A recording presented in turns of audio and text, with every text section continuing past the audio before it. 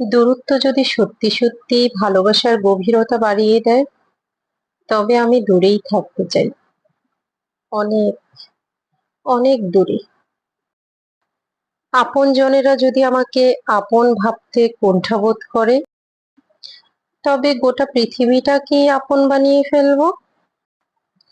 কেউ না কেউ তো কখনো না কখনো স্মরণ করবে।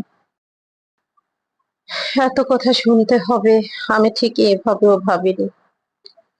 ভুল জায়গায় এসে পড়েছি আমি, নিজেই বুঝতে পারিনি।